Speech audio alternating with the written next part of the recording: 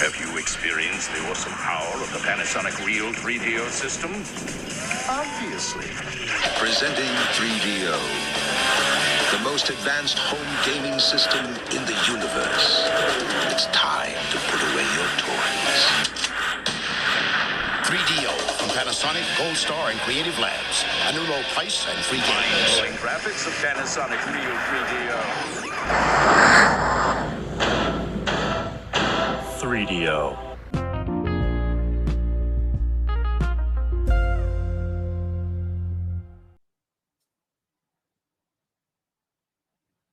Hello, everybody, and welcome back to the 3DO Experience, the 3DO retrospective podcast where we talk about all things 3DO, the company, the console, and everything in between. I am Bill, and this is Threk. How you doing, Threk? Oh, Bill, I am feeling weirdly nostalgic because I've spent all week listening to 70s progressive rock bands that I used to love when I was in high school. Nice. A little bit of Pictures at an Exhibition here, a little bit of Selling England by the Pound there, you know. So yeah, good, some good stuff. How are you? I'm doing well. I'm listening to like modern prog lately. I've been on a Coheed and Cambria binge for like the past. Are they prog though? There are a lot of things. Like, yeah, they're very prog in the sense that like their entire discography is one giant fucking story. That's like a comic book, yeah. But like I listen to the music and I'm like, no, it just sounds like a lot of music that kind of like in that weird like emo circle of like emo and post-hardcore and alt rock, like in the late 90s, early 2000s when everything kind of splintered off. They're a weird band that mixes progressive metal with like pop punk with emo with like hard, like hard rock, like because the influence is there for sure, even though they always downplayed the mainly the Rush one. I actually saw an interview with Claudio recently where he actually talks about the story behind that, where he had this weird thing about Rush until like because everybody was comparing him to Geddy, and he had never really listened to Rush at that point. Yeah, so he kind of avoided them for years, and then he finally sat down and did, and he's like, I get it. Yeah. And I always really liked, I forget which album it was, but they had a hidden track called 2113, which I thought was cute and charming. But like I fell off them after a while just because, you know, listening to them in a way is like reading a comic book. You know, you have to kind of be into the lore. Because I mean, the music itself is fine, but I don't know. From that era, there are a bunch of other bands I would pick. See, ironically, my favorite Coheed album is the one that's not connected to the story at all. The Color Before the Sun. Yeah, because I had fallen off completely by that point. See, I was listening to Good Apollo today, and like I forgot how progressive their drums were at times. Oh, great drummer, yeah. Like Josh Eppiard. Yeah, that's his name. Because the song the Suffering, which is probably one of their more well-known songs, like the drums in that song are like super progressive, and I was like, damn, this song is like I always forget how good that album is. I don't know. It's just when my foundation of prog rock is listening to like Close to the Edge and like Thick as a Brick, and then I hear the modern stuff, I'm like, I hear some of the influence, but like even when you connect it all into a line, it's like I don't know. But I feel like the definition of progressive music like evolved past like what those bands were doing back then, and there's a lot of progressive artists these days that like the mentality is still the same. It's just the form of the music has changed, you know, to where a lot of more experimental stuff is like more in like the electronic world and, you know, and hip hop and, you know, all that kind of, like hyper pop in a weird way is kind of like its own little progressive movement that happened, but just in a different context. You know what I mean? Yeah. You know, I do think it's not ELP. Yeah. It's funny though to me because like they do weird off the wall shit sometimes. Like one of my favorites is during COVID they like they made a sequel to Jesse's Girl, like just for the fuck of it, and they actually got Rick Springfield to join them for it. I mean, it's got to be better than Fall Out Boy's sequel to We Didn't Start the Fire. Well, that was trying to be that song. This was just straight up like they made a sequel to Jesse's Girl where it's in the future and you find out Jesse's a train wreck and that his life is ruined because of it. Was that probably done more tongue in cheek? Oh, no, it's completely. The whole joke was they had a joke during COVID where they wanted to do a cover album, but instead of covers, it was all sequels to songs that they didn't write.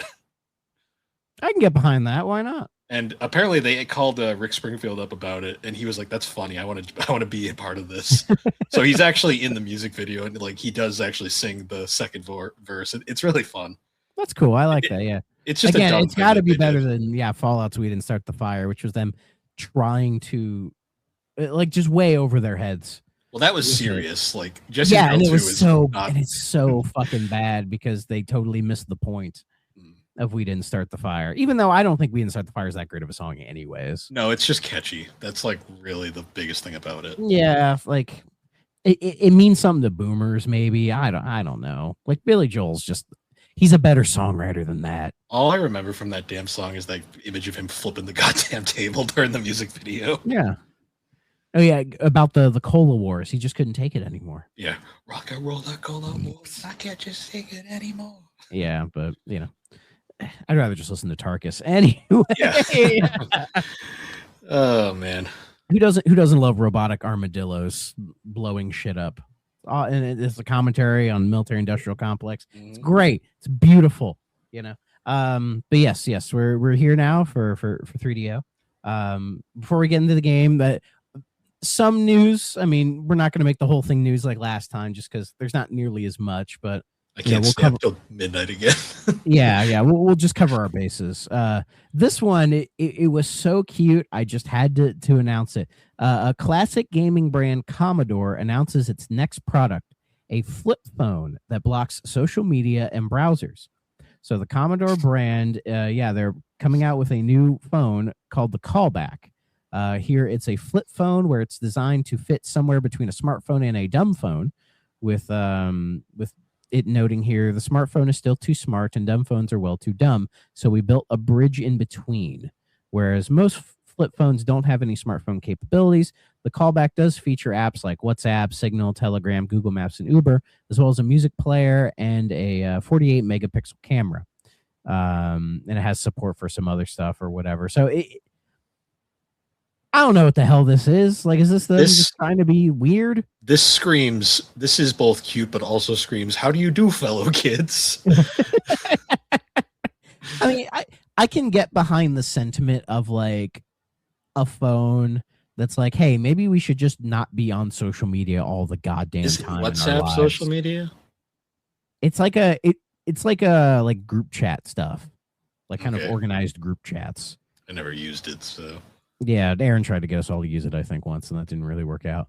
But I was trying to find a price on this thing. I couldn't find one. Who owns the Commodore brand now? Because it can't be the same company. Let's see here.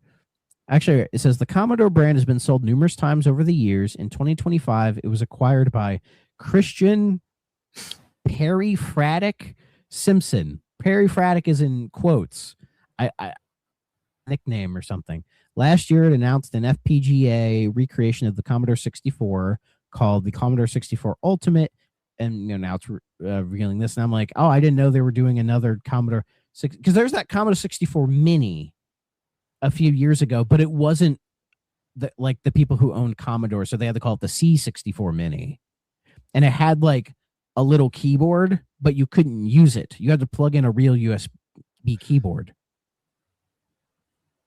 Gee, I wonder why it didn't go anywhere. But that was in like the tail end of the mini consoles where everyone was like, yeah, maybe this is kind of stupid. It was the last one that was really worth it was probably the Genesis Mini, or maybe the TurboGrafx. The TurboGrafx was pretty cool too. TurboGrafx Mini was probably worth it. I had the Genesis Mini and I modded it, but then I just don't use it anymore. Because the problem with the mini consoles is I think all of us would rather just have those games playable on whatever we play our games on anyway, rather than plugging in a whole new, like, because if I'm going to bother to plug in a device to just play like the old Genesis games, I'm like, why don't I just plug in a real Genesis? Yeah, exactly. Get the real experience. Like this weird, like if I'm going to have emulated versions, I can just do it on my computer, or, you could have bought the Genesis collection. You could probably find physical copies of it these days. And I'm hoping Sega is doing something with their old stuff again, but be that as it may. I just saw this thing. I thought it was kind of cute. Again, I couldn't find a price. If there is one, I just didn't catch it, I guess. Apparently, they have like a launch gold model. Like, why? But I don't know. I do like the idea of a phone that's like it has the smartphone capabilities, but it tries to prevent you from doom scrolling. Because that's something that I think kills a lot of our brain cells. Yeah.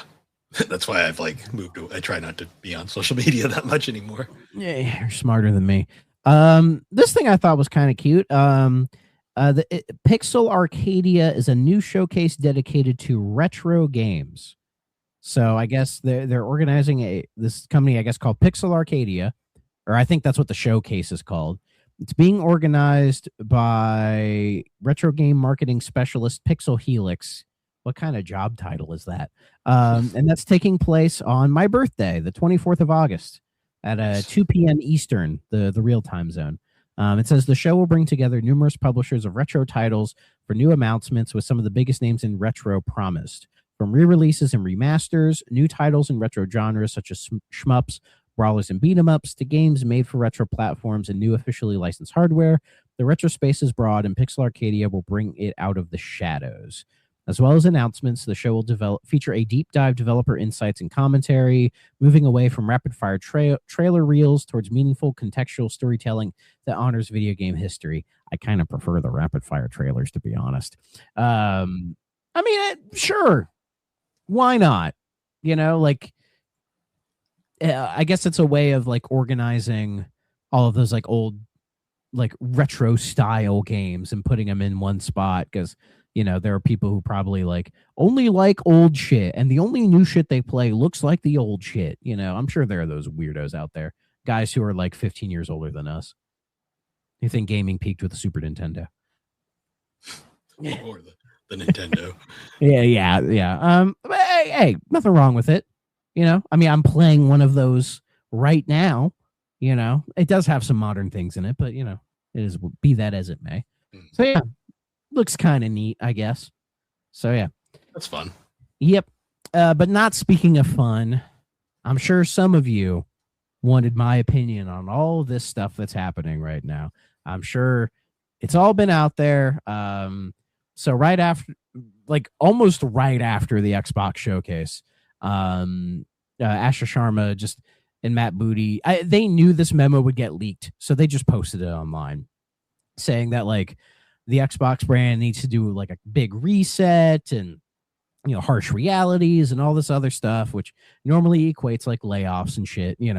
I believe Microsoft's financial year ends on June 30th. So I imagine in that time is when we will see this stuff. There's been a lot of, speculation and talk, but the big one is, from Jason Schreier at Bloomberg. So the reporting's mostly accurate. He's pretty good. Where I guess there are 3 studios at the moment who are in danger of being shut down, but they're trying to spin themselves off. And that would be Compulsion Games, who made South of Midnight, the award-winning South of Midnight, by the way, Double Fine, and Ninja Theory. So I also saw it apparently is rumored as well. It is one of there's a bunch of others that are rumored. Those are only 3 that I feel concrete. Everything else is id and some other stuff, but most of this I'm just viewing it as hey, we'll wait and see what happens, right? Because then there's also talks of Xbox spinning off into its own subsidiary, much in the way of a LinkedIn or a GitHub. I'm sure some of you do not know, but those both are technically owned by Microsoft, but they are subsidiaries and operate on their own and seem to do fine. And I think if Xbox were to get spun off into its own thing, I think that would be a good thing, genuinely, because then they could probably be run a little bit more efficiently. But with the things going on with these studios, they're probably trying to use Toys for Bob as an example to be why they can be, left to go do their own stuff. I think Double Fine will probably make it out of that the best of the 3, because they've been independent before. They originally were independent. They still have their original head too, which is. Oh yeah, well, Tim Schafer, he's a much well-respected legend in the business, and he does have a way of charming people, from what I've heard. He's really good at talking his way around stuff. And I imagine if any of these 3 studios get spun off back to what they were, it'd probably be Double Fine. In fact, I'm hoping Schafer has money reserves planned for this. like in the back of his head. He's like, this might happen, so let me just kind of prepare for it, kind of thing. Because I've also seen some people suggest this could just be, with Xbox doing the hard reset, I've seen people think maybe are they going to pull back on Game Pass a little bit? Because if you think about it, 10 years ago, Xbox or Microsoft in general were all about like subscriptions, right? Office 365, all this kind of stuff. And Xbox was like, oh shit, we need a subscription. Game Pass, right? And as much as I've loved Game Pass over the years and really enjoy the service and have played a lot of amazing games through it, I mean, you have to look at the numbers. It is true that it has led to like smaller sales on Xbox as far as like those games are concerned, and less companies wanting to bring their game over unless Microsoft like gives them the Game Pass check, like all that kind of stuff. So it could, I don't see them like completely pulling the plug on it, but maybe like, again, this is just me speculating here. Like maybe they go like the PlayStation Plus route with it, where they offer those games kind of, but they try to get people back into please buy our games again. Yeah, they kind of as cool as a thing it was for the consumer, they really backed themselves into a wall with it. Yeah, they cannot just get rid of it because that would be bad for them. Because I think like 10 years ago when they did it, they were just kind of in a different spot where they felt they could take the hit on it and be okay. And they thought like, because Game Pass would work if it had like consistent, stable growth. Yeah. Like if it was constantly expanding, it makes all the sense in the world. But as we've seen, it hasn't had that growth that they've wanted. Then the streaming, the whole like subscription streaming bubble is like imploding right now, which isn't helping. Yeah, either. Yeah. I mean, Netflix isn't looking too hot either, and all the stuff going on with Paramount and all that stuff. So it's like it was just different era, different viewpoints on things. But also it helps to have like a steady flow of content into that thing, particularly first party stuff, right? And the idea of getting Double Fine, Compulsion, and Ninja Theory was to expand that. Like I think why they got so many studios was to have that constant flow of first party games for Game Pass. But they haven't had that steady flow of games. Like we're starting to get it now, but like if you remember like in COVID, like everything just kind of stopped. Yeah. I guess they just hit a fucking brick wall in COVID, because Sony didn't hit the brick wall till like a few years later, or like arguably now, where people are like, where are their fucking games, right? Whereas like Microsoft, they have a steady flow, but I think because of Game Pass kind of getting in the way, and then you're constantly hearing about all these games are not selling, and it's like, but you have to think like is a game like Double Fine's Kiln going to be a big seller? No, it was never meant to be. Like games that are made by Double Fine in these smaller studios, you don't get those games because they're going to be big million unit movers every time, like million plus, whatever. You get those games for that steady flow of content into Game Pass to keep people into the service. But then when that doesn't happen, what do? You raise the price, which is what they did. So, who knows? Maybe with like bringing the exclusives back, part of it is they tone down Game Pass to try to, maybe get people back into, buying the games like, they used to or whatever, or getting more people to do it. And then maybe that, they take a little short-term hit, but maybe in the long run that tends to pay off better. I don't know. I'm just fucking spitballing here. But like, and then, people shit on them for, the Activision acquisition, the Bethesda stuff. And it's like, it's easy to do that now.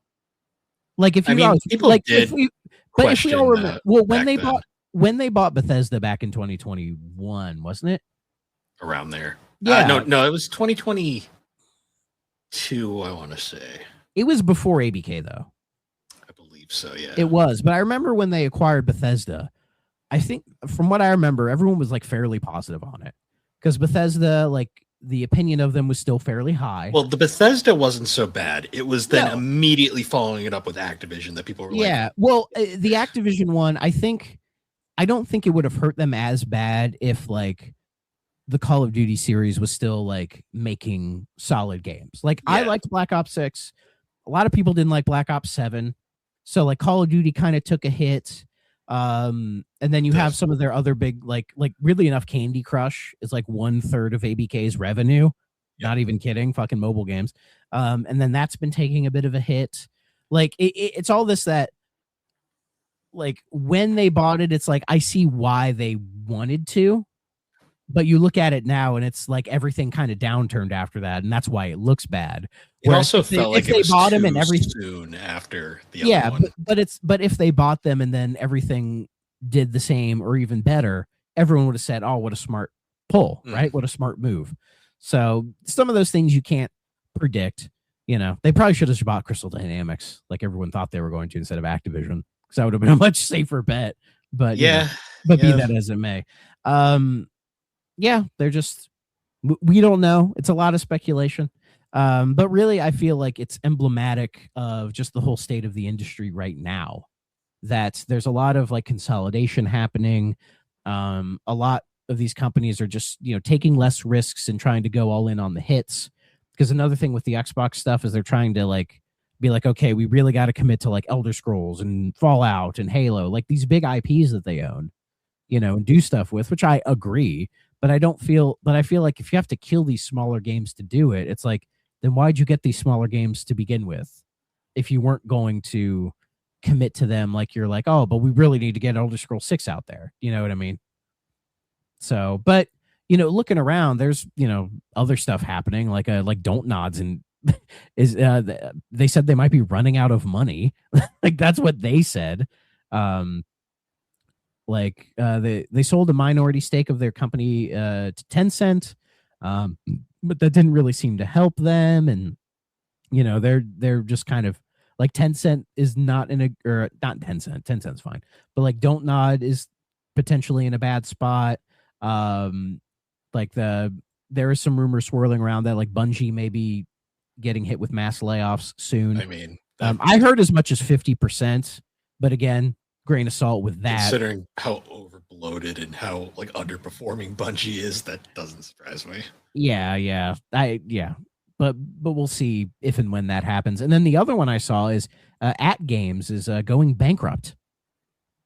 I'm amazed they hadn't already. Yeah, but what's crazy is At Games owns Miss Pac-Man. How does that work? So I know it's because Miss Pac-Man's a weird fucking. Yeah, not to give like a whole history lesson on it, but I think Miss Pac-Man was done by like guys at Midway, I think, and they. Well, because originally a mod.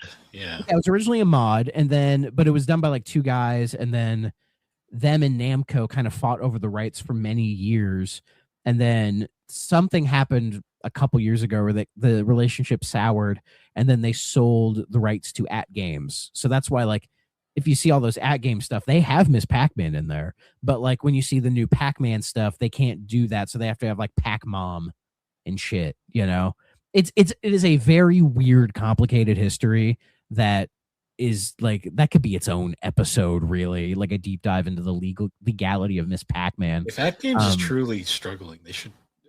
I mean, honestly, just sell the smart thing they should do is sell Miss Pac-Man back to Namco. Yeah, just end that. Just like have it, okay? You guys can have it, and then maybe they shoehorn her back in, because I think like the Pac-Man World 1 and 2 remix they didn't have Miss Pac-Man, but she was in the originals because they still had the rights back then.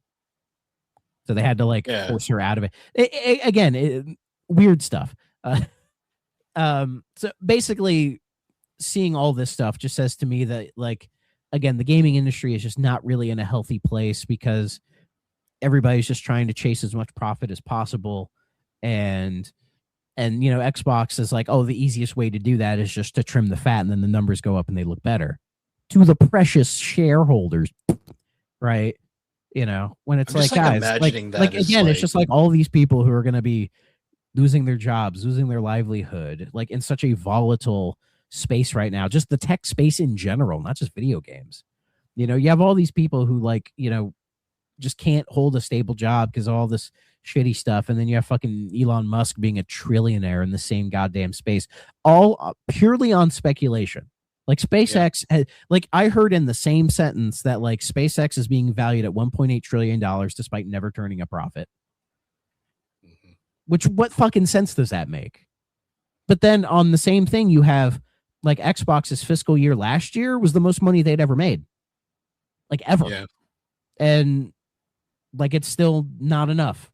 Because then, like Nutella did that one interview where he said some stuff that it's like, I don't know if I fully agree with that, talking about how like YouTube monetizes our games better than we do. And I'm like, I'm not sure if I agree with that.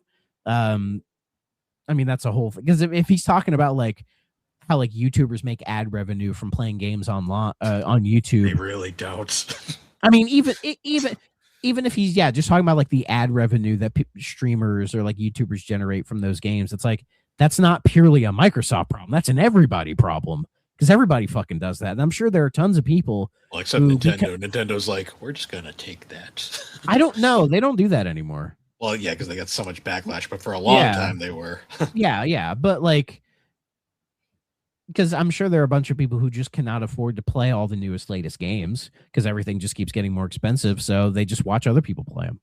Pretty much. I mean, so, again, I really don't know. I feel like if Xbox was spun off into being its own subsidiary, I feel like that'd probably be better for it because then it could actually just operate on its own, not having to worry about all this Microsoft bureaucracy and maybe get their shit together. Because I feel like the big issue with Xbox is there's just too many hands in the pot.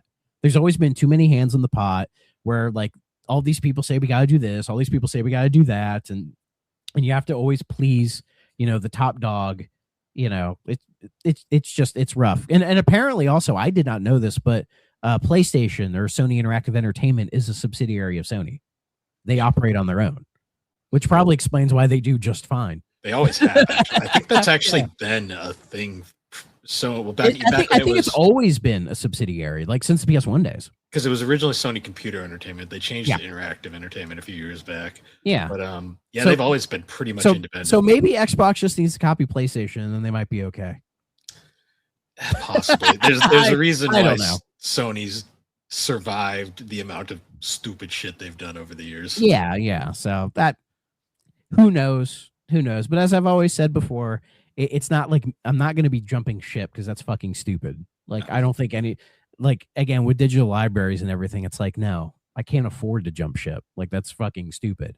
But also, I can't imagine, like, even if I don't think, as I've said before, I don't think Microsoft's ever going to pull out of gaming entirely. Like, it's too much of a core identity in their business model and what they do. Especially, with Windows and PC gaming, like they're always going to have an investment in it. See, the thing that drives me insane nowadays is the amount of people who will throw around the Go Sega thing. People don't realize how in the toilet Sega was. Like, if Sega didn't cut their hardware division, they wouldn't exist anymore. Like, they flat out wouldn't exist. Like the whole like Nintendo, like when Nintendo was struggling, quotation marks, with the they've had their struggle moments for sure. They've had their struggles for a particular thing, but like Nintendo themselves has never been struggling. But I think that's because Nintendo has always made safe investments and they've always had a good track of their books financially, because even in their rough times, they're still like they trudge along just fine, even when they're losing money. Because in the Wii U era, it was the first time in forever they lost money consistently year over year. Yeah. And that's why they like pivoted the smartphones and almost kind of quickly got to the Switch, Well, they had to. Yeah, did some, like, it felt like they were doing some like slightly more risky things than they had before, because it's like you can't keep, like, even as smart of a company as Nintendo is, especially with how they're run, you can't keep losing money year over year and be fine. Like, because you got to remember, like, they had a bunch of cash reserves, but like if the Switch didn't hit, then I would have been worried about them. The Switch was exactly what Nintendo needed to do. The Wii U was like the textbook example of them playing it extremely safe, and like, but also they were basically trying to have their cake and eat it too. Yeah. They were thinking everybody would just buy it because they're Nintendo. Well, they thought they could. To be fair, that's been their mentality since the 80s. They thought they could make a more advanced like console that would appeal to hardcore gamers, but also keep the casuals who they didn't realize had already ditched them years ago by that point. Yeah, and when you try to please everybody, you end up pleasing nobody. Yeah. And that's another issue with Microsoft. In a weird way, they've tried to please everybody, but they end up pleasing nobody. I think Microsoft's issue is they don't know who their core fan base is sometimes. Well, and also I feel like I think it's just a lack of a genuine, consistent vision that they actually try to see it through, because they're constantly changing how they want to do things or how they want to run things. And I think that's just because of like all the corporate bureaucracy they have to deal with. Well, because where it's like you can tell the people in that division want to do it one way, but then it's like, why is this fucking change out of the blue? And I think it has to be somebody like in Microsoft's finances in their accounting department being like, hey, you can't do this because of blah, blah, blah, blah, blah, and then it's just this constant butting of heads, I think is why they've never really been able to stay consistent. Well, I was thinking about this like years ago, like even during like the 360 era, which was by far their strongest era. Like the 360 never really had an identity the same way like the Wii or the PlayStation did. It did though. It did. Everyone called it the shooter bro console. Well, it had that, but that wasn't like by their own like design. Because I think of like the 360 commercials. There was never like a consistent commercial. It kind of like always was just kind of like it's an Xbox, yay. Well, I feel like the 360 it was more consistent because like Halo and Call of Duty really blew up in that era. And then also it being the more affordable console that was easier to make games on. I think, like, if anything, its identity back then was being the default console that everybody went to in that era. And funnily enough, I think that's the identity Sony has taken with the PS5, I would say, a little bit of the PS4. But I would argue the PS5's identity is just being the default console. I'd say what identity does the PS5 have? Nothing now. I mean, I'm not saying Sony's accurate, but when I think of like Sony, like the PS4, I always remember like it only does everything. Like that was their big ad campaign. That was PS3's, I think, when they did it PS3? I think when they did the Slim redesign with those. I forget that guy's name. Kevin Butler. Kevin Butler. Yeah, those ads. I saw those ads all the time. I miss him. I can't believe that was a good campaign. That was a really good ad campaign. And he got fired because he was like appeared in like a Nintendo thing by accident. Like the dumbest reason to fire somebody. Yeah, but the video game industry is so fucking weird when you really think about it. Yeah, but I mean Nintendo that it can't operate on the same like core principles that like a lot of other entertainment is run on. But I mean, I'll give it to Nintendo though, like 100%. They have their identity because like everyone knows the Switch ads because you'll hear that click and you immediately know. Well, and Nintendo's identity was built on Mario, Zelda, Kirby, all their games, right? I will say though, Sony was developing an identity with that IP, but it feels like even that's taken a backseat in the more recent years, because it feels like they haven't committed to their first party IP the way they used to. That could just be me being like, man, I miss the PS1, PS2, and PS3 days where like they were willing to just take more risks and just do all kinds of stuff, and they just really don't anymore. But again, the problem is games just take too long to make now. Well, and I think that's reflective of just the industry being less risk taking than it used to be as well. Yeah, because of development costs and everything. Like speaking of Jason Schreier, I still need to watch it, but he did a whole video about why games cost so much. Like he broke it down, and I've been meaning to sit down and watch that video because people said it was really good. Because that I think that also explains some of the issues as well. Like I don't know. The more I think about it, I'm like, is this industry gonna crash? Is another crash inevitable? Like it's not gonna be like the '83 crash, but I don't know. I feel like the floor is gonna get pulled out eventually, and something fucking crazy is gonna happen. Like, of course, games will never go away, but I imagine in 10 years, the industry is gonna look a lot different than it does right now. Yeah. But in what way, for the good or for the better or for the worse, don't know. Genuinely don't know. But I think you're in the agreement with me and probably most people listening to this. As long as they are still making games I want to play, I'll hang around. I'll stick to it, But yeah. We'll it's basically. Yeah. I mean, I also worry about EA with the Saudi stuff because I think they were going to get bought out by the Saudis, but I think the Saudis have kind of run into some money issues, and Well, they've been buying fucking everything recently. Yeah, but they've not been making the money they thought they would. So some people are like, is the EA deal going to go south? And, because then I was thinking, like, if EA fucking dies, that would be weird.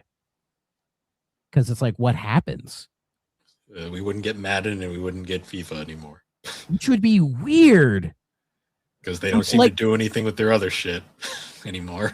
Yeah, well, I heard some layoffs. I did hear some significant layoffs could be a BioWare. God damn it. BioWare's been a shell of their former selves for a while now. It's a whole thing. Yeah, I'm just trying to think. Imagine you're like Roger Goodell, the commissioner of the NFL, for those who don't know. Like waking up one morning. This damn thing's been broken since we got it. Sorry. No, imagine him like getting a phone call and he picks it up and somebody's like, "Oh, you know the company that makes our football games every year? Oh yeah, what about them? They're dead." He's like, "What do you mean they're dead?" And then 2K rises up from the ashes and goes, "Hey." 2K would swoop in. 1000% they would swoop in, but it wouldn't be the same. You remember us? We made the greatest football game of all time. I mean, I'd love to see NFL 2K come back, but like in that context, I mean, even now, it's like Visual Concepts is not the studio. No, they're not. They're stretched way too goddamn thin, if you ask me. Yeah. But, we don't need to get into that. But yeah, I feel bad for. Sorry for the burp. I feel bad for all these people who are probably going to be losing their jobs. I hope the studios that are trying to become independent do become independent. And who knows with whatever's going on with goddamn Xbox, we always have to talk about them, because everything they do, everybody has to fucking chirp about it every time. Yeah. Is despite being third in the console race, despite being irrelevant, everybody wants to fucking talk about them. But I think it's because they're attached to one of the biggest companies in the world. Yeah. Yeah, so that's putting all of their goddamn money in AI, and it's clear it's not going to work. Yeah. And I think they're not sure where to go. It's hard to shit on Nintendo because Nintendo doesn't care. And I'll shit on them all day. I don't. Well, care. Yeah, you can shit on Nintendo, but like Nintendo don't give a shit. So no company is above criticism. Not a single one. Even the ones you like. Like, I mean, you guys know me. I'm the Sega boy. I have no problem bitching about Sega. Well, I got no problems with it. I'm just saying, when you bitch at Nintendo, you're basically yelling at a wall because they don't care. I know they don't care, but I do it anyways. I don't want to waste the energy. Like, and then yelling at Sony's not even fun because they just fucking give up the second they get hiding in the corner. They're just like chilling in a dark corner, and they occasionally chuck a game out. Well, no, they're up on there. Here was Soros. Okay, here's Wolverine, and then here's I don't know. They're Heretic. They're up on their Heretic thing. They're up on their little platform up there, and they're just kind of avoiding everything because they're just like, "Damn, it's quiet up here." Yeah, like honestly, they're kind of being them and Nintendo are being smart by just not saying anything. It's better at this point. It really is. Yeah, Luigi and Mario Party just don't do anything. Yeah, but the death stare whenever you pass them in Mario Kart. I just for me, somebody who's in the ecosystem, like has put a lot of money into it, I want Xbox to be a healthier company, for my own selfish sake, so I can, remain in this ecosystem and keep playing games on the system. And for all of those who have, bought into it and are, wanting to stick around, I hope they're able to become a healthier company for that. And what path they take, whatever works. I mean, I'm hoping 5 years from now, we look back and go, you know what? They figured it out and they're doing all right now. They don't need to be number one. They just need to be all right. Because I'm at the point where I firmly just believe eventually the Switch 2 is going to surpass the PS5, and then that's just going to be the number one again. We're going to move on. We'll see. Nintendo needs more games to do that, I think. They do, but the growth of PlayStation is not super quick at the moment, and the Switch. No, and honestly, I don't think like the next gen, the PS6 and Project Helix, I don't think either of them would do any good to begin with. I don't see those coming anytime soon. Yeah, like with the memory, because everybody forgets the memory shortage, like that's affecting everybody. That and like the majority of people. Like because Xbox had said that, they just couldn't really afford to make the consoles to meet the demand. Because demand has gone up a little bit, not a lot, but a little bit, and they're just having a hard time affording to make the consoles. And it's like, yeah, that's true because of the memory stuff, which, they're part of the problem with that, with the AI shit. But also it's like that affects Sony and Nintendo as well. That's why everybody keeps raising their fucking prices. That's why we still haven't seen what the Steam machine's going to be yet. It's also funny to me because like you get the people be like, Xbox announced they're working on Helix and Sony's working on the PS6. And I'm like, they've been working on those since the PS5 and series came out. Yeah. Like, that's not like a new surprise. Yeah, but I don't want to see either of those things for another 3 years. I don't think we're going to. I honestly even 3 years, because I still say to this day, there's been nothing to play on PS5 that's worth owning that system. In a sense. I mean, I would... if you're just somebody who just wants to play games, you're doing just fine. It's the PS5 is a phenomenal PS4. Yeah. And I would say the Series X is a much better Xbox One. Yeah, honestly. I mean, there's like if you just want to buy a console just to play some games, you're good. You're fine. You're having a good fucking time. Like I've said it before, there's never been a better time to get into gaming than right now because of the accessibility of it. And I'm sure some people will say, well, what about, the prices of the consoles? It's like, yeah, true. Well, right now, with like the current gen, but you can go back to PS4, Xbox One, get one of those for dirt cheap, and you're probably doing just like you get a PS4 Pro or the Xbox One X, like the enhanced one, for probably a decent price, and you already get a bunch of the modern games anyways. Yeah. If you have a half decent computer, you can emulate so much stuff. Yeah. Like being a gamer is probably better than it's ever been, but the industry is just we got too much shit now. That's the problem. Yeah. And then the inevitable GTA 6. Still not buying it's coming out, but we'll see. Oh, I'm convinced it's coming out in November. I know. Because if every company's avoiding it, they're expecting it too. And Take-Two has doubled down on the release date. So once we get the third trailer and they open pre-orders, which I think will be probably sooner than later, that's when it's like, okay, it's locked. It ain't moving. It ain't moving anymore. We'll see. I'm curious. I'm curious about it. I'll play the game eventually. Just not day one. Not buying it day one. No, I got Godzilla to play. We got to play the Barbie games. I got Persona 4 Revival. That's not till February, dog. Yeah, but realistically, by the time I could even afford to get 6, it'll be February. So yeah. So anyway, that's all we got. Yep. That was my bit. I did. Speaking of Persona 4, though, I did want to talk about. They announced the voice cast for Revival, and so people are mean in the comments. That's for sure. Wow. So who's in it? So they've only announced the main 4 plus Marie right now. So apologies if I butcher some of these names. Apparently Yu Narukami is going to be voiced by Nazi Tarsha. Is he actually going to have things to say in this game? I doubt it. It's probably grunts. Maybe he's also voicing Adachi. Spoilers. We don't know yet, though. Dude, don't spoil. Don't spoil. Come on. Yeah, let's face it, most people know. If you're listening to the show, there's a chance. But watch, we hear from somebody be like, "I didn't know that," and they're going to be like, "What does that mean?" I'm like, "You'll find out when you play the game." Then we got Paul Castro Jr. is playing Yosuke. And Yatko is playing Chie. Is this the Japanese cast or the English cast? This is the English cast. Brianna Knickerbocker is voicing Yukiko. How do you feel about that? It's going to be weird it not being Amanda Winley. That's all I'm going to say. Yeah. From the trailer, she sounded... Is it they weren't brought in because the Golden Cast was not brought back in because of like union stuff? It's unknown because they apparently weren't even asked. But like this has happened before with other like Japanese games where they don't bring the voice cast back. And what I've heard consistently is it has to do something with like union and paying. I think like every Japanese company thinks that if they bring the English cast back, they're all going to ask for more money and they don't want to pay them more. Probably it gets confusing though, because like I know like Yuri Lowenthal was like very notable about basically like he was basically desperately begging to be brought back and they ignored him. So yeah, I don't know. I don't know either. It always comes off weird. It's like the whole Troy Baker thing with Tales of Vesperia, where he's like, I would have done it if they asked me. I would have done. He said he would have done it for cheap, or which is really funny because Atlas did like bring him back for Catherine. So yeah, but maybe it's just because there's less stuff for him to do in that game. I don't know. Maybe. And I assume he's not coming back for Kanji in this. Well, he hasn't come back for Kanji in a decade at this point. Yeah, so safe bet.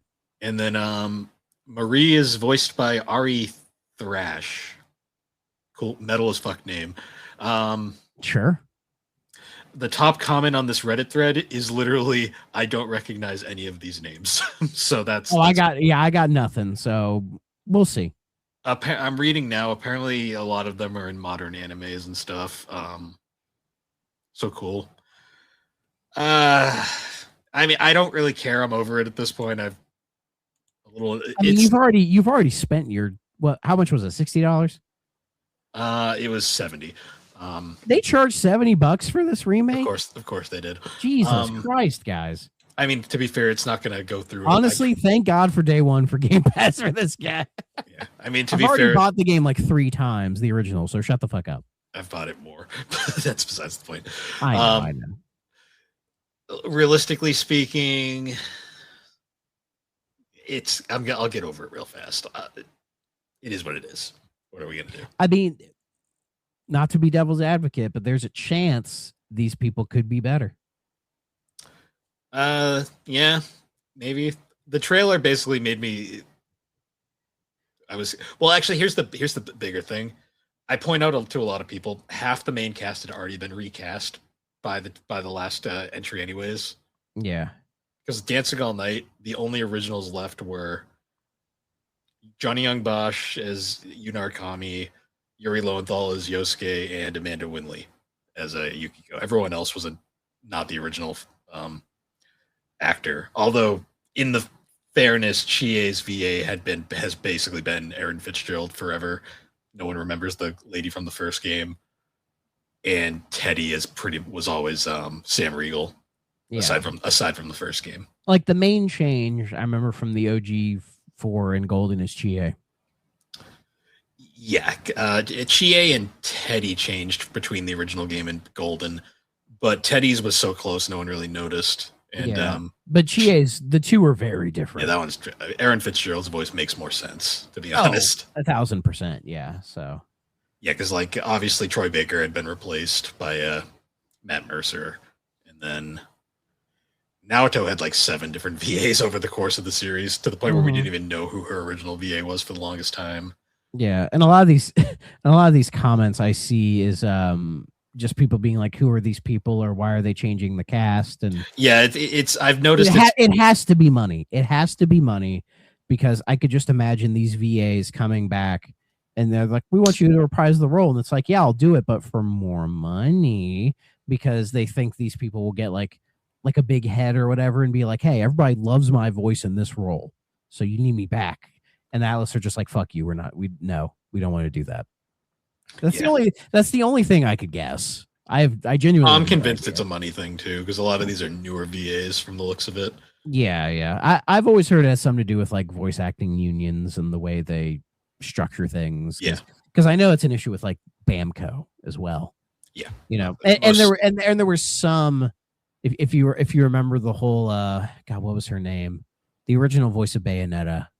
I forget her name. I know who you're talking about. But that whole controversy, I think I would argue that may have spooked some companies, genuinely. Yeah, which is, I hate that too. That was such a fucking shit show. Oh my God. She basically committed career suicide doing that. Oh, absolutely, she did. Yeah. I felt so bad for Jennifer Hale. Weird, like Christian people. So she's like, she's like, God will save me or whatever. I'm like, yeah, fuck you. I felt so bad for Jennifer Hale. She got so much fucking hate for that for no reason. And I thought Hale did a good job. I mean, she's not the iconic Bayonetta voice, but I thought she did a good job. So I mean, she's a top class voice actress. Exactly. And she handled that so well.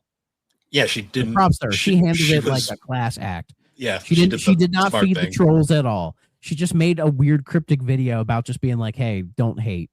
Like, it is what it is." You know, because What was the original? I need to know now. God damn it.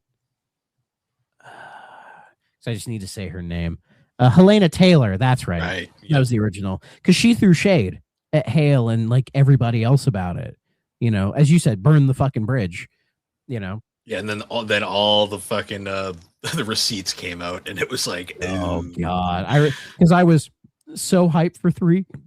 Excuse me, I was so hyped for 3 when it was coming out and everything, and it was just like I was just locked into everything, and then this happened, and then it kind of spoiled me on the game. And I wonder how many people did not buy Bayonetta 3 because of that whole thing, because some people said Probably they were going to. Yeah, but then we found out the game wasn't as good as the first 2. Shocker. So, so some people didn't buy it anyway. Yeah. And I have the whole deluxe edition right back there. I feel bad. Money. I do not regret spending that money, though. The worst was all the people that boycotted it because of the voice change, and then once they found out about the bullshit, by then they also found out the game wasn't that good, so they just didn't buy it regardless. Oh, yeah. Well, some people tried to double down on it. I remember that, and then other people just being like, "Oh, sorry." It's like I spoke too soon. Like, yeah, no fucking shit you did, because we live in such a reactionary goddamn world. That's why everybody just spits the first thing they say, and then when it's wrong, you just backtrack completely or double down or just don't say anything. Like, how often do you hear somebody on the internet say, "Oh, I was wrong. I'm sorry. I fucked up." Very rarely. The amount of YouTuber fucking controversies where everyone immediately jumps on, and then if you find out the actual story, and you're like, "Oh, all right." Yeah. The whole thing's a goddamn mess. But that's a thing. Did we get Nintendo music? We did. We're actually behind a few weeks. Oh yeah, I haven't looked at. Again, I never look at this thing until we're here.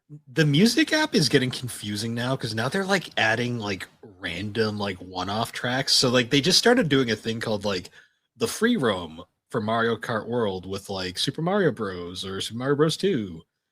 So that's a thing. I don't know what that is, but we did get 2 new games recently. Let's see. I saw Pikmin's in here. Again, Pikmin 1, the Switch version, and then Pikmin, the GameCube version. I'm pretty sure it's the same game. It's the same photo. Is. And then, Mario Kart World. I'm surprised we got Mario Kart World. It took this long to get that soundtrack. There's one more. And then Wii Sports Resort, because of Switch Sports Resort. Though I had noticed, I don't know if you watched any of the Direct beforehand, but they were doing like some like other trailers, and they snuck one thing in about the music app, where now I guess you can get it on computers and tablets now. Oh, originally it was phone only, but they did a whole, like, just quietly before the Direct, they talked about some like Nintendo Music updates, and that was one of them. Is that like now you can download like the app on your computer and shit now. Computer, which I thought was so stupid, you couldn't do that anyways. Computer, I kind of get. But tablet, that's just weird. Like, why not the tablet? Yeah, the whole thing's weird and stupid, but it is what it is. Yeah, everything about this goddamn app is weird. Just call me when they put in Earthbound, and I'll be a happy boy. So, anyways, I want Earthbound so bad, but for some reason, I feel like that one's like there's like a ton of red tape surrounding that soundtrack. I don't know, don't care. Fucking do it. You own it. So, anyways, okay, guys, now we're finally gonna talk about a 3DO game. It feels like it's been forever, hasn't it? Yeah. Here we are, finally. So today we are covering Shockwave 2, Beyond the Gate, released in 1995. This game does not have a Wikipedia page. No, it doesn't, which is at all. And hilarious. It is hilarious. I even went to Backlogged, which is, where I hang out and, sometimes, post like what I've been playing or whatever. Mm-hmm. And there was nothing there. Like, I mean, it had a page, obviously, but like in terms of like any reviews or anything people had said, not a damn thing. There are 3 ratings. That's it. So thankfully, this does have a fairly decent Moby Games page. Yeah. Well, there's a little description here on Backlogged. I'm going to read this because I feel like it.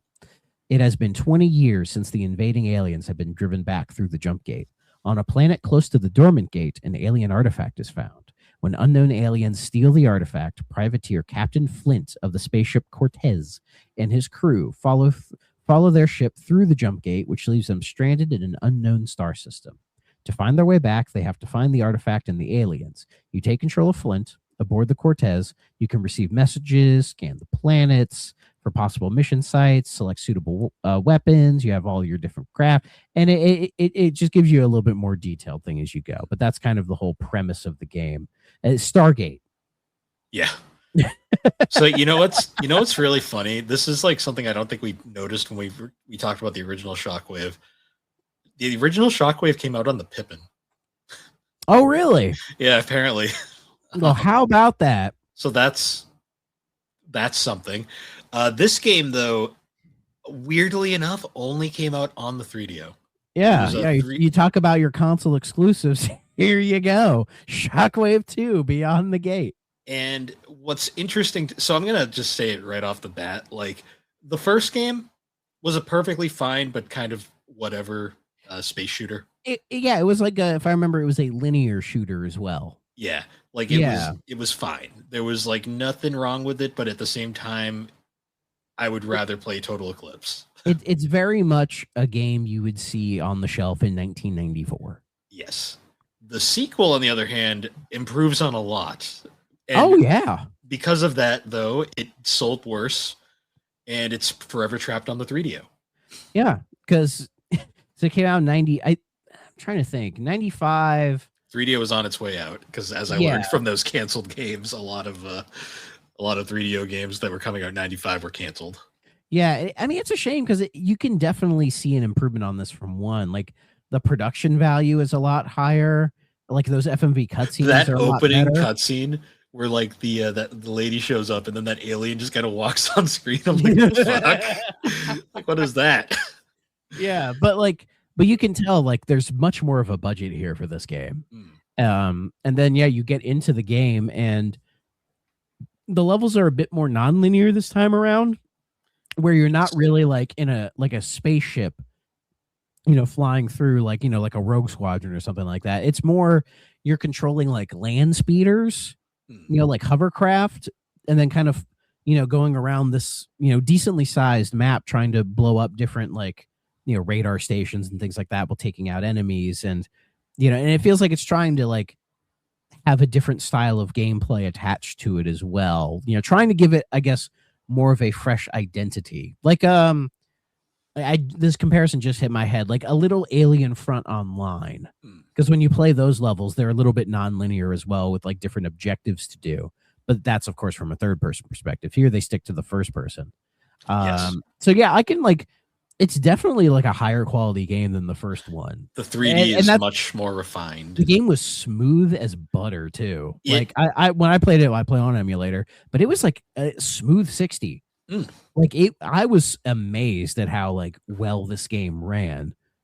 Like I was genuinely impressed by it, and even the 3D models in here are an improvement from the first game. Like again, the whole game is a huge improvement on the first, but it just fell into obscurity because people really didn't give a shit about the first one to begin with. And the 3D was on its way out by the time it came out.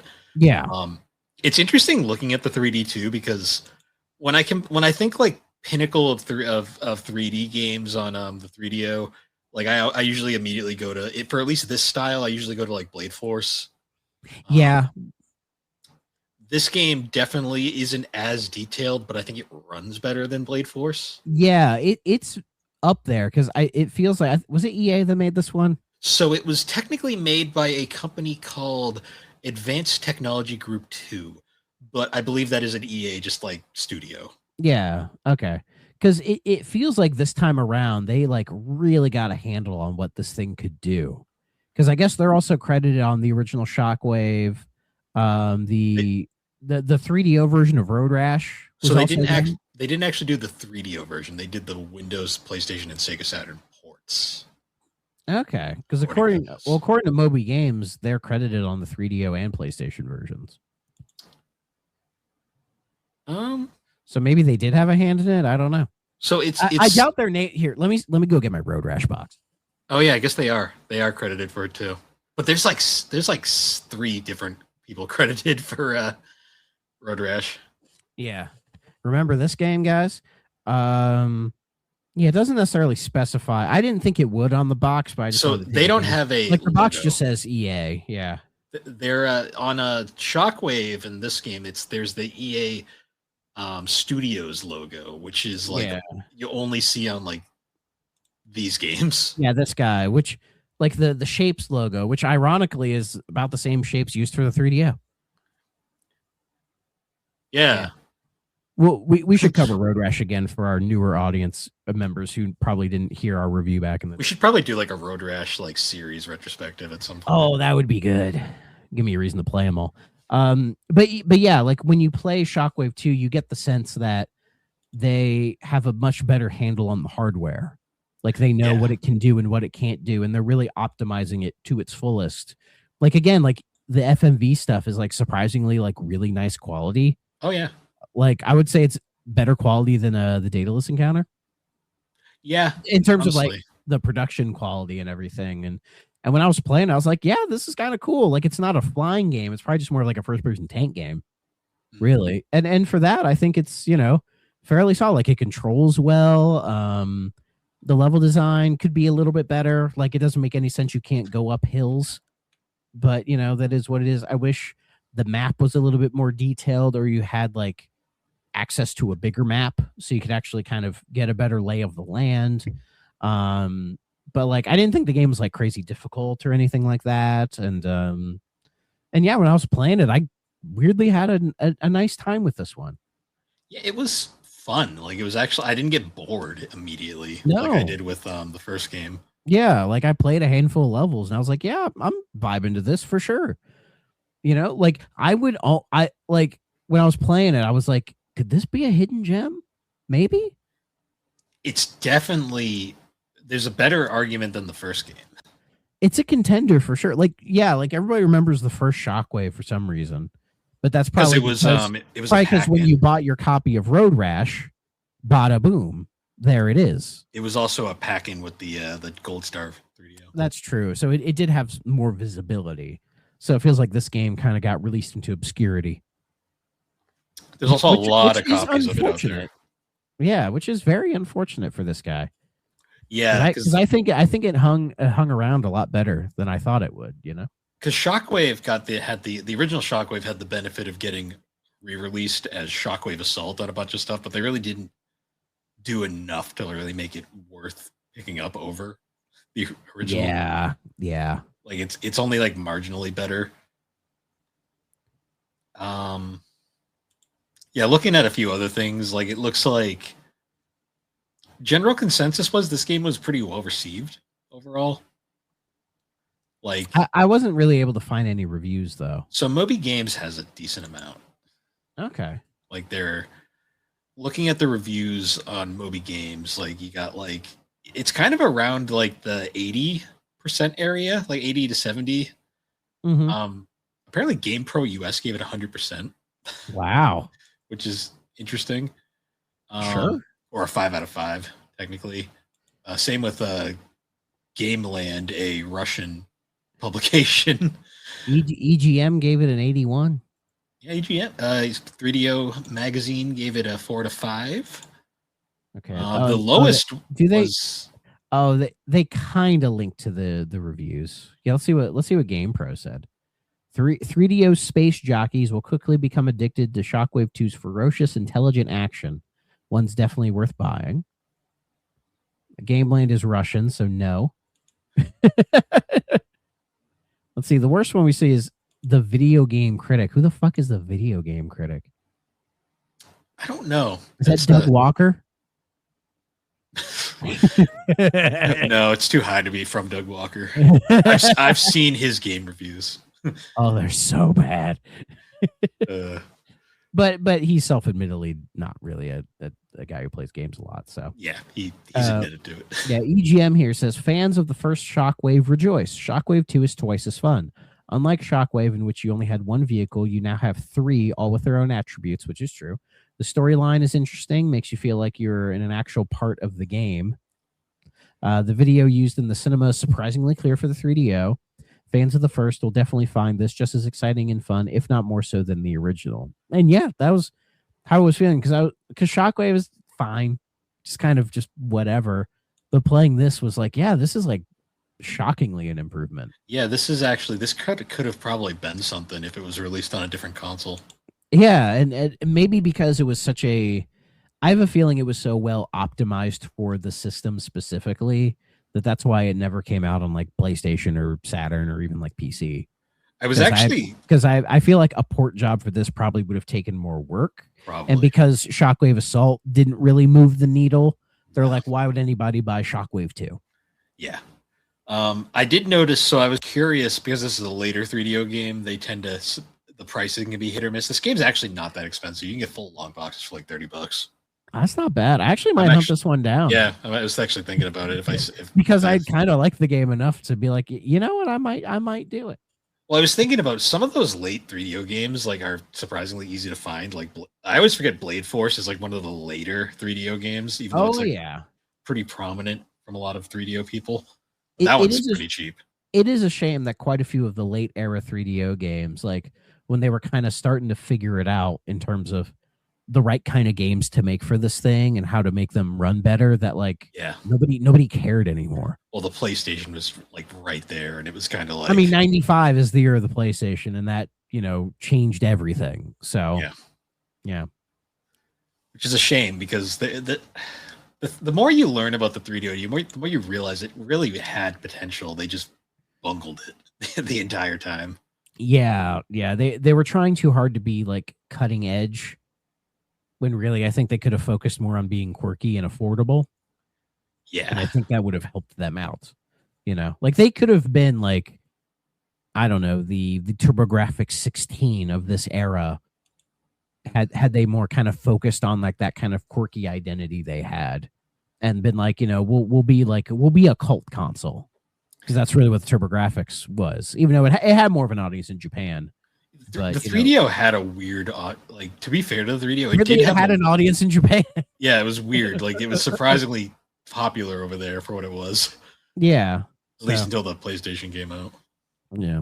I would love to video game hunt in Japan just to see what 3DO stuff shows up. I want a Sanyo so bad, but I heard those are like expensive even there. So. Yeah, I would just love to go through a retro video game store in Japan. And then find a whole stack of 3DO games and be like, these are all dirt cheap. I'm just gonna grab them all.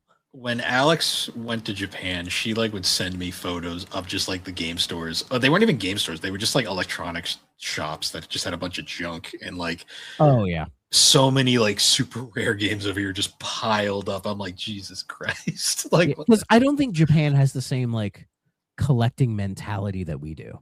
No, they don't. But they also they treat their games so well because all those GBA games still have their boxes. You don't just see loose shredded boxes.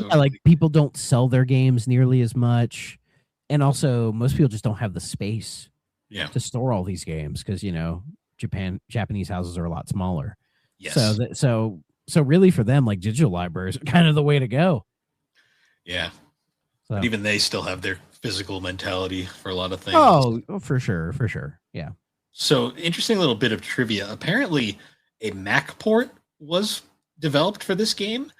We could have got it for the Pippin. I know, right? God damn it. So, apparently... Stay tuned for the Pippin perspective or whatever. Write that down. Can you even emulate the Pippin? I have no idea. I don't think so. I don't even want to try. All I'd want to play is Marathon, and I can play that on fucking other means. You could probably get a PC port of that thing. Probably. So apparently, because it was canceled because the game sold poorly on 3DO, and EA canceled all ports to other platforms. The Mac version. The reason why the Mac version is notable is because it was apparently near completion and was completed before EA canceled it. And apparently the EA sold the publishing rights to Aztec New Media, who released it as part of their MacPack Blitz compilation. So the Mac port does exist. I was going to say, yeah, it sounds like it is real, but probably one of the most rare things in existence. It's in this obscure as fuck compilation release that Moby Games apparently What is it called? What is it called again?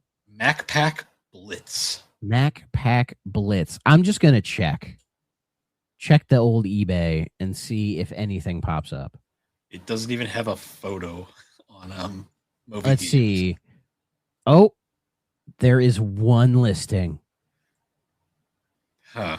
It says MacPack Blitz, lot of 4 CDs, Shockwave, and more. And we have Shockwave Assault, Beyond the Gate. Yep. Heroes of Might and Magic. This looks to have a bunch of stuff on it. Return to Zork, Bloodbath, A10 Cuba. And then SimCity. Oh yeah. Yeah. Trophy Bass. And this lot is $20. Oh, that's not bad. if only I had a Mac to play them on. If only my computer had a disk drive, because I just realized it does not. And these are also like Mac discs. I don't think you can put them into a Windows computer and it'd work. That's true. Probably not. Because right below that, I see Blitz Gem and Jewelry Cleaner Liquid. sounds about right.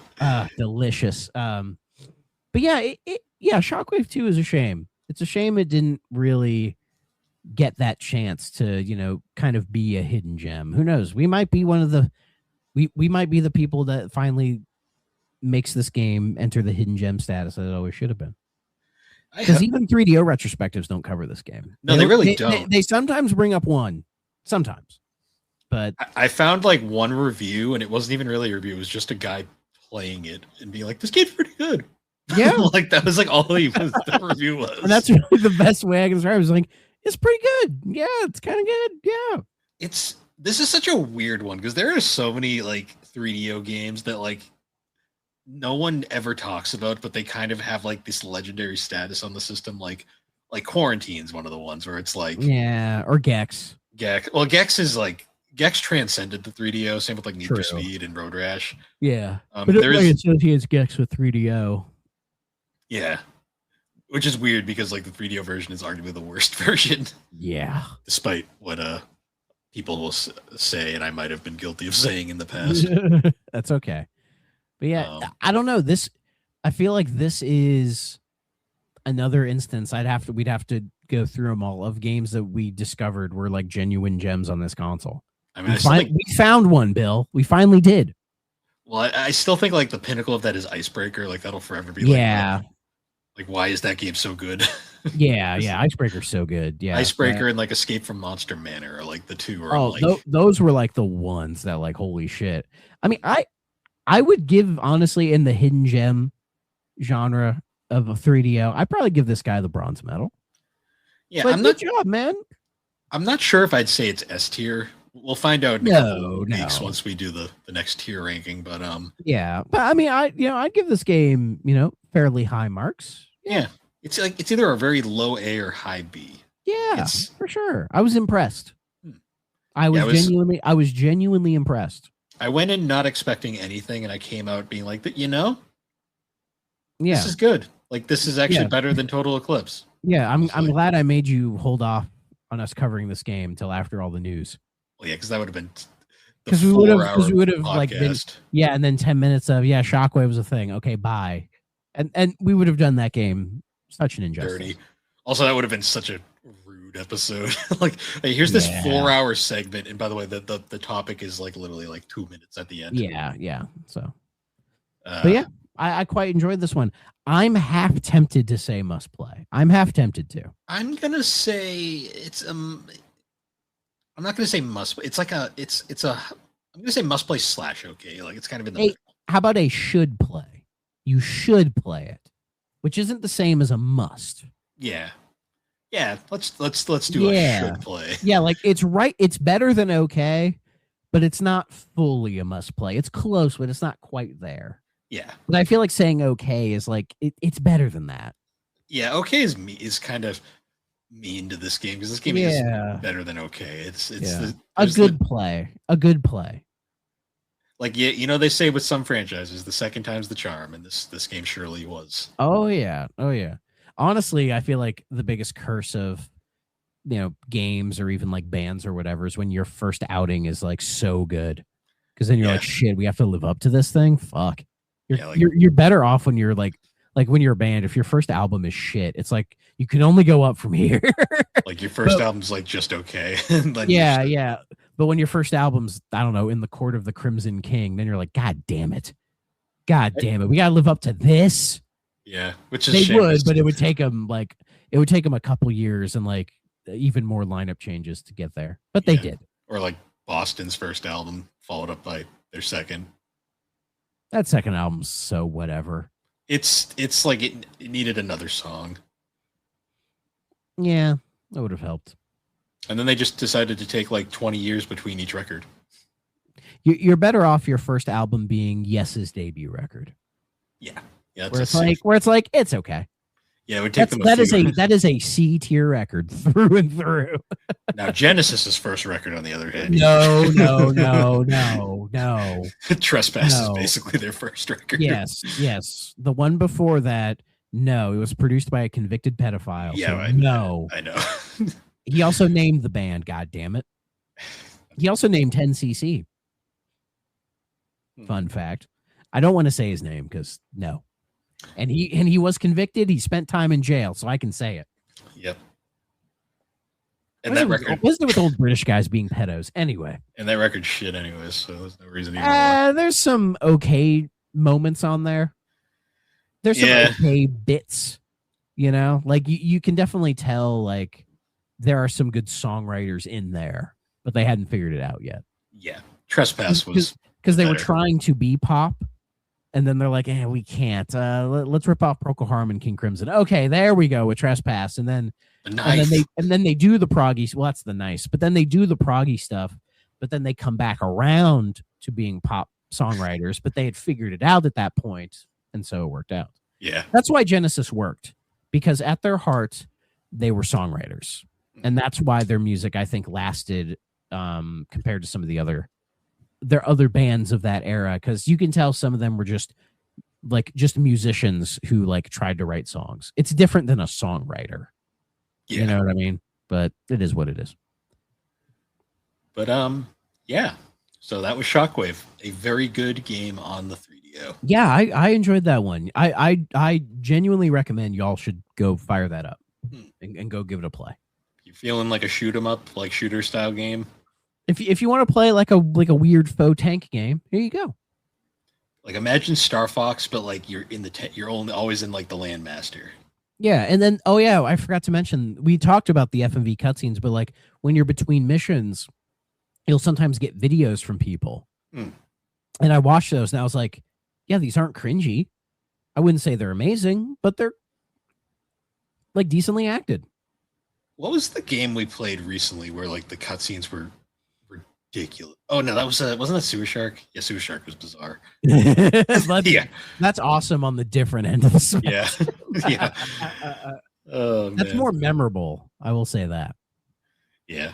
All right. Well, that was Shockwave 2. Oh yeah, I enjoyed that one very much. But I did too.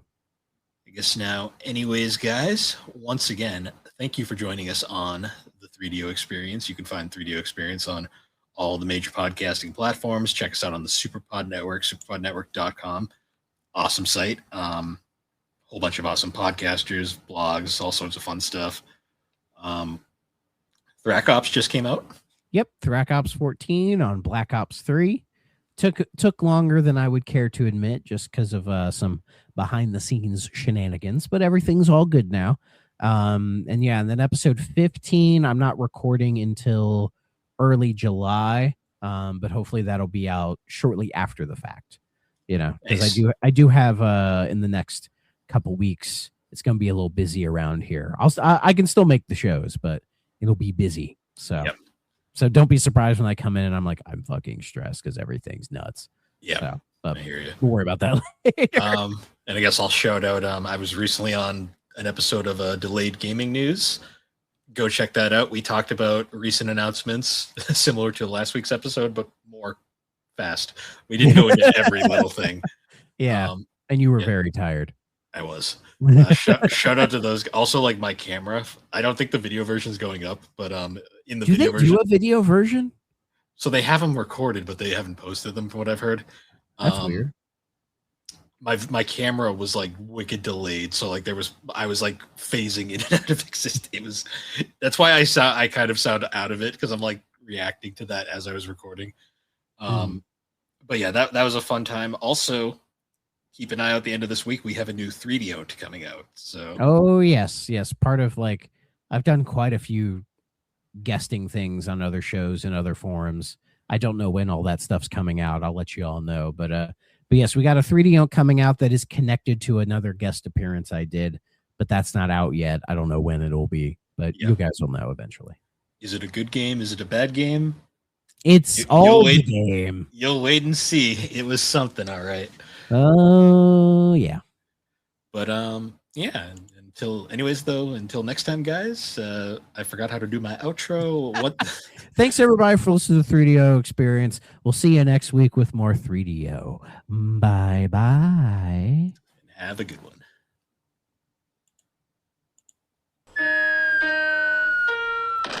If you're not playing on a 3DO system,